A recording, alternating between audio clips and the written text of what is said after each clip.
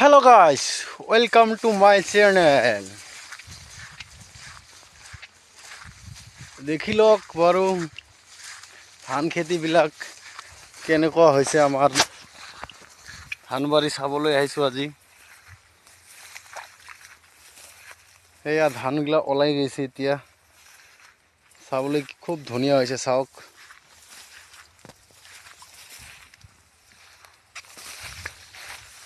বাবাৰে